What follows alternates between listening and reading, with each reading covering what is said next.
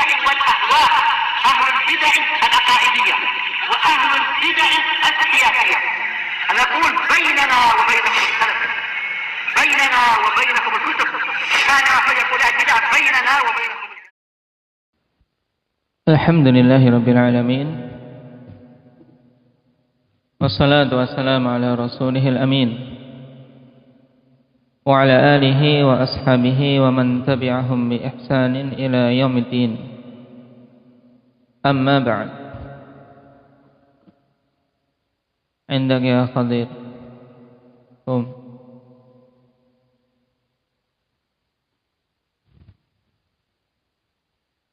Siapa saja nama Rasulullah sallallahu alaihi wasallam?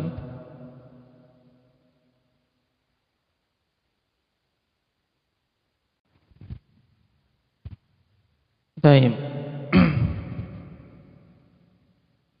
Nama-nama Nabi tersebut dihafal karena berhubungan dengan ma'rifatul Rasul sallallahu alaihi wasallam.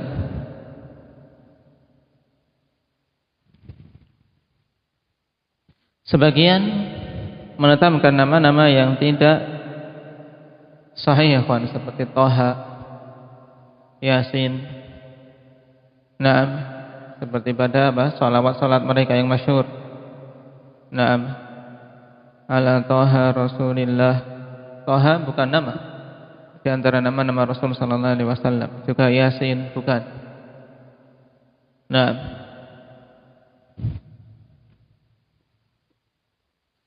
Pembahasan kemarin tentang apa indak Nabil?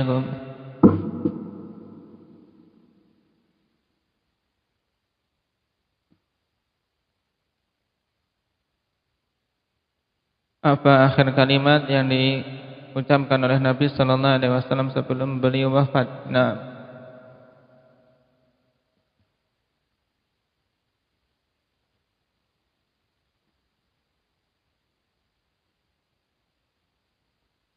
Allahumma fir rafiqil a'la. Siapa itu rafiqul a'la?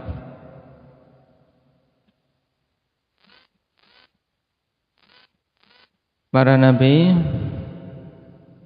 terus as-siddiqin, syuhada, dan salihun. Baik. Nah, majlis. Kita lanjutkan. Qala al-mu'allif hafizahullahu ta'ala, fi ayyi buyuti azwajihi kanat wafatuhu sallallahu alaihi wasallam. Di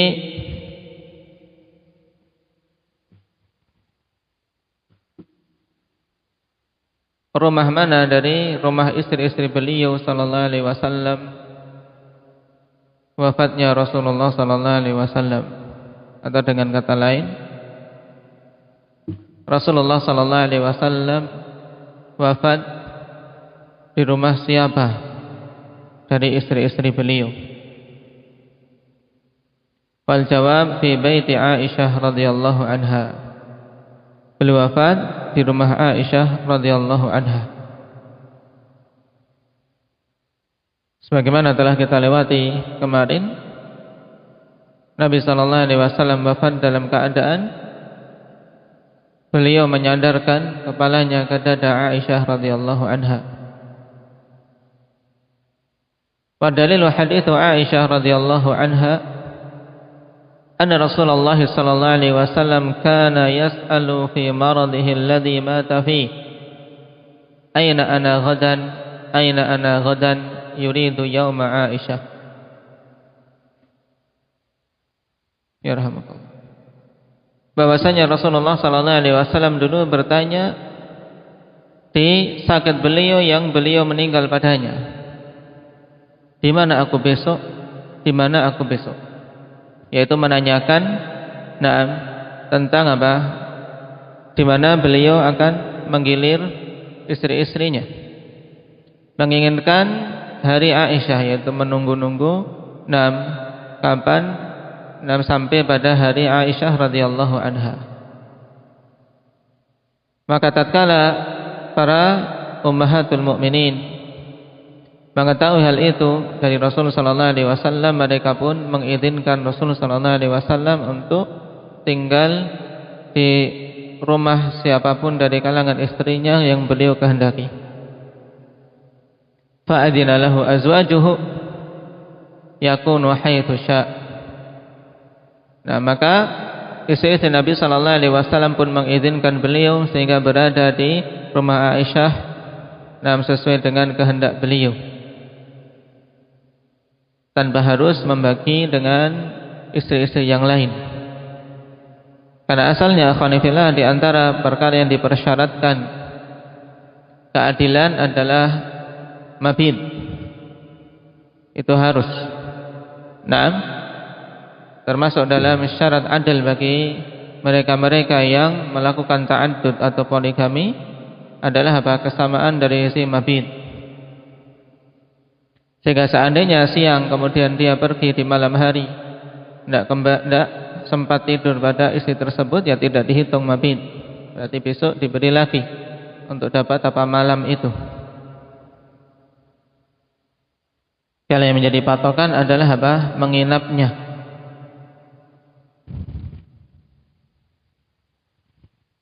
Fakana fi baiti Aisyah hatta mata indaha.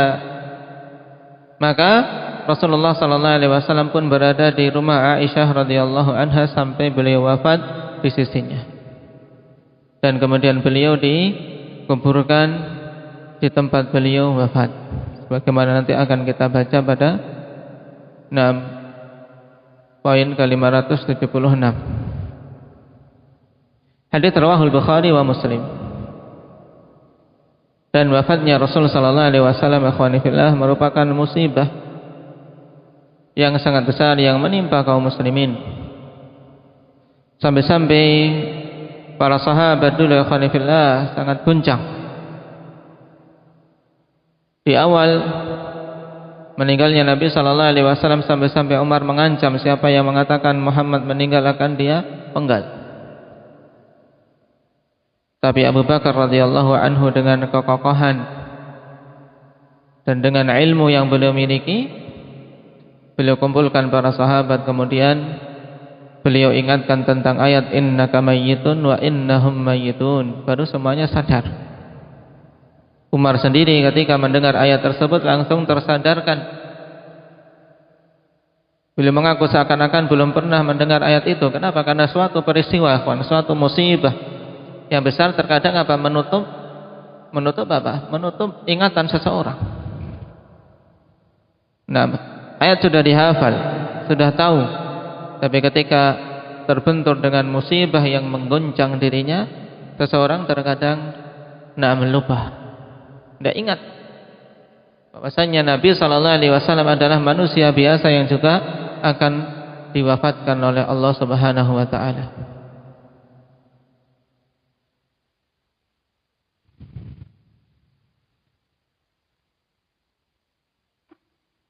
Qala hal jurida Nabi sallallahu alaihi wasallam min thiyabihi 'inda taghsilihi 'indama mata.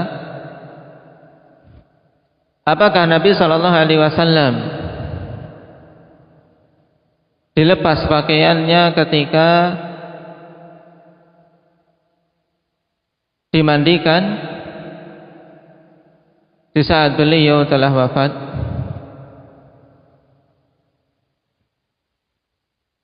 Ini pertanyaan berikutnya. Setelah para sahabat radhiyallahu alaihim yakin tentang wafatnya Rasul sallallahu alaihi wasallam, maka muncul permasalahan berikutnya, kawan. Dan ini merupakan khilaf pertama yang muncul setelah wafatnya Nabi sallallahu alaihi wasallam. Para sahabat berselisih pendapat. Apakah pakaian Nabi sallallahu alaihi wasallam mau dilepas atau tidak ketika mau memandikan? Bingung. Baik, sebagaimana dikabarkan oleh Ummul Mukminin Aisyah radhiyallahu anha. Wa dalilu hadits Aisyah wal jawab la bal ghussila wa alaihi thiyabu. Jawabannya tidak. Pakaian Nabi tidak dilepas. Bahkan beliau dimandikan dalam keadaan beliau berpakaian. Pada jasad beliau masih ada pakaiannya. Wa dalil hadits Aisyah radhiyallahu anha qalat lamma aradu ghuslan Nabi sallallahu alaihi wasallam qalu wallah ma nadri an nujarridu Rasulullah sallallahu alaihi wasallam min thiyabihi kama nujarridu mautana am nagsiluhu wa alaihi thiyabuh. Tatkala para sahabat menginginkan untuk memandikan Nabi sallallahu alaihi wasallam dan memandikan jenazah hukumnya fardu kifayah. Ya, seandainya mayit muslim tidak ada yang memandikan sama sekali, maka keseluruhan muslimin di negeri tersebut terkena dosanya.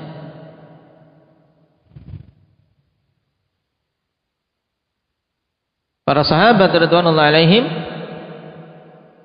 ketika hendak memandikan Nabi sallallahu alaihi wasallam mengatakan, demi Allah kami tidak tahu apakah akan menelanjangi Rasulullah sallallahu alaihi wasallam dari pakaiannya atau sebagaimana kami menelanjangi jenazah-jenazah kami dari kaum mukminin. Ini menunjukkan bahwasanya asal akhwani fillah dalam memandikan jenazah, ya jenazah tersebut dilepas pakaian semuanya, tajrid, dilepasi pakaiannya.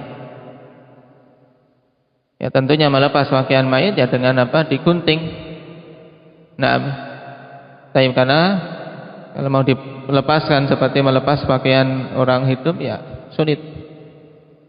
Jadi nanti kalau antum mengurus mayit mau dilepas, ya jangan mau dilepas seperti orang hidup.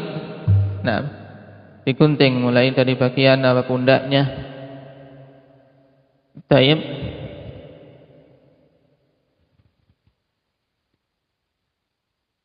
Di sini juga dalil bolehnya ikhwani fillah untuk apa? Mengorbankan sesuatu untuk apa? Perkara yang lebih besar, pakaian, harta. Tapi dalam kondisi itu ketika kewajiban tidak mungkin ditunaikan. Karena tidak bisa untuk melepas dengan selamatnya pakaian. Di sana ada sesuatu yang lebih besar untuk dicapai, maka diperbolehkan untuk mengorbankan pakaian tadi. Kaidah apa ini? Irtikab akhaffi dhararain. Dengan apa? Memilih darar yang paling ringan.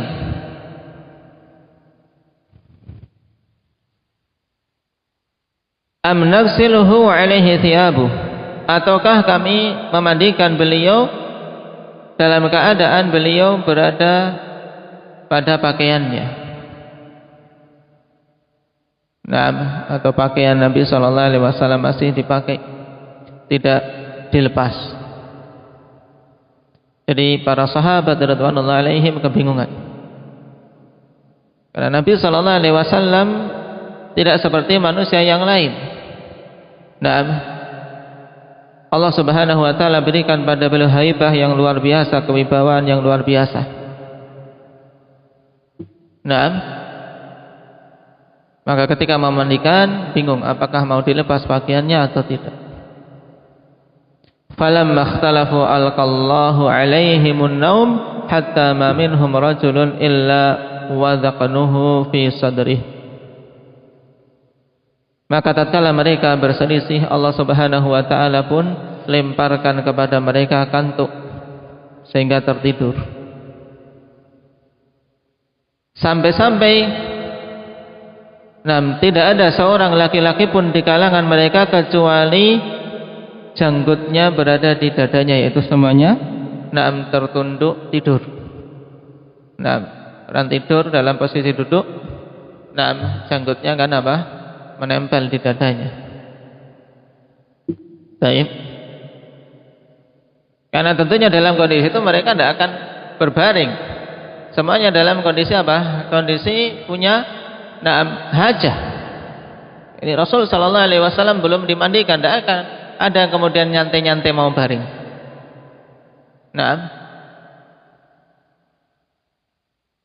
Tapi Allah Subhanahu wa taala berikan kepada mereka kantuk sehingga tertidur tanpa mereka sadari.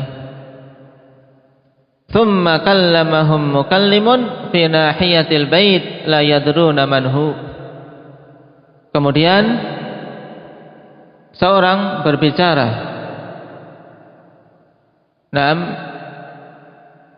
mengatakan kepada mereka dari salah satu pojok rumah. Tidak tahu.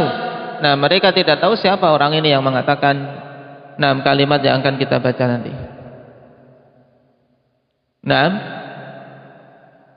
Salah satu sisi rumah tiba-tiba datang suara. Aningsilun Nabiya sallallahu alaihi wasallam wa alaihi thiyabuh. Mandikanlah Nabi sallallahu alaihi wasallam. Dalam keadaan beliau berpakaian. Masih memakai pakaiannya. Ini taufik dari Allah Subhanahu wa taala, ketika mereka kebingungan memilih dua pilihan tadi. Faqamu illa Rasulillah sallallahu alaihi wasallam faghsaluhu wa alaihi qamisu. Maka mereka pun berdiri menuju kepada Rasul sallallahu alaihi wasallam, kemudian mereka memandikan beliau dalam keadaan beliau masih memakai qamisnya. Wa alaihi qamisu. Di sini juga berita bahwasanya pakaian yang dipakai oleh Nabi sallallahu alaihi wasallam tadi adalah qamis.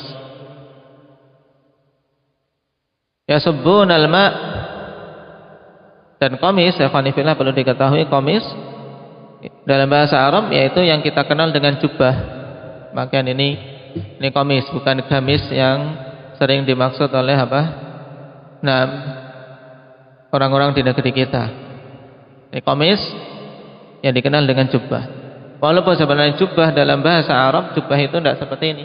Jubah itu seperti jas panjang sampai bawah, itulah jubah. Yang dipakai sebagai lapisan kedua setelah qamis.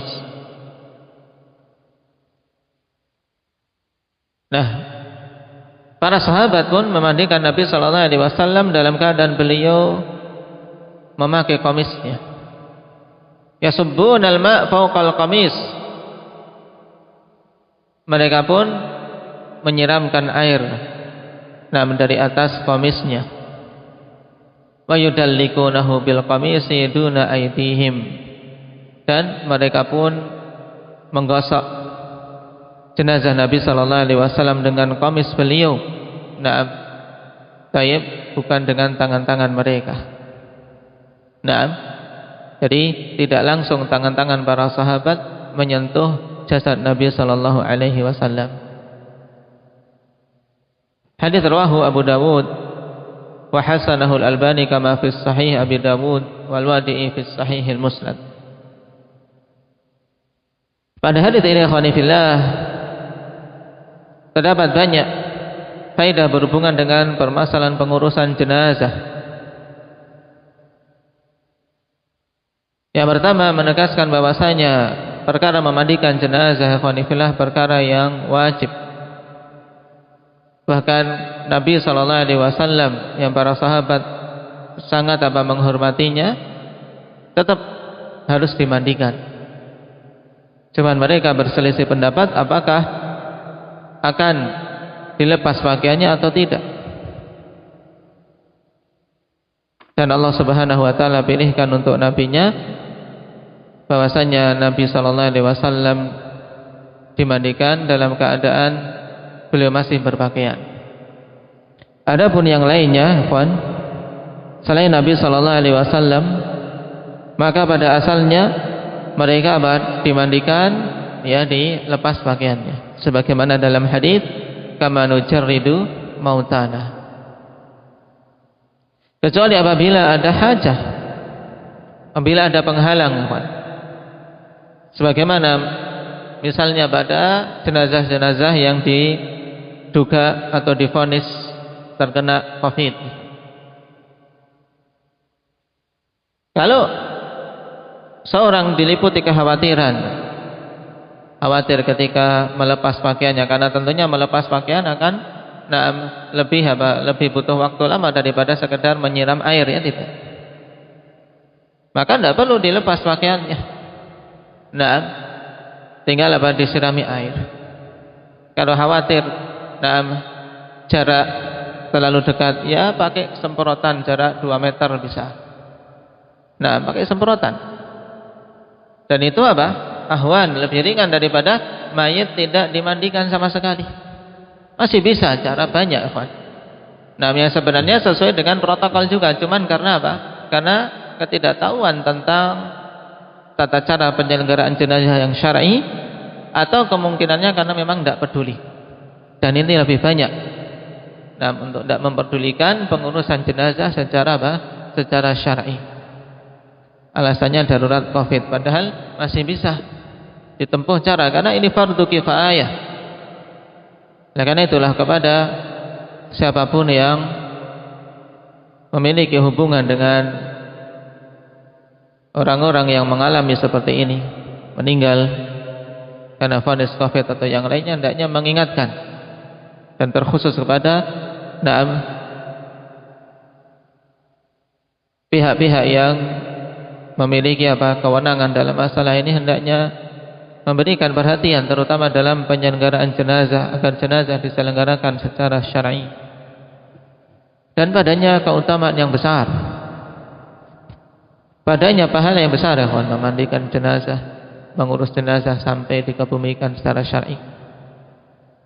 Cukup itu menggugurkan kewajiban kaum muslimin sebagai pahala yang besar. Fardu kifayah, seorang menggugurkan fardu kifayah itu sehingga kaum muslimin yang lain tidak terkena dosa, ini keutamaan luar biasa. Belum lagi keutamaan-keutamaan yang khusus yang disebutkan oleh Nabi sallallahu alaihi wasallam berhubungan dengan amalan-amalan itu.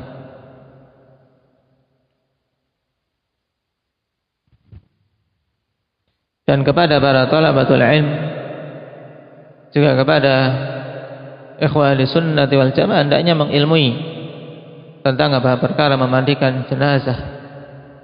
Karena perkara ini sebenarnya sesuatu yang mudah. Cuman banyak manusia menganggap itu adalah suatu perkara yang khusus, hanya orang-orang tertentu yang bisa. Bahkan yang paling bagus ketika ada mayat, ya memandikan adalah orang yang paling dekat dengan dia. Orang tua meninggal, kalau itu ayah, maka hendaknya anak laki-lakinya yang memandikan, itu lebih bagus. Jangan menunggu Pak Kaum, menunggu Pak Mudin yang memandikan Pak Mudin. Mandikan. Dan ketika yang meninggal ibu, maka para ummahat, anak-anak perempuannya yang berusaha memandikannya. Ini asalnya, laki-laki memandikan laki-laki, perempuan memandikan perempuan. Ini hukum asal. Dan diperbolehkan keluar dari hukum asal ini, yaitu pada suami istri, menurut pendapat yang rajih. Seorang suami memandikan jenazah istrinya atau sebaliknya.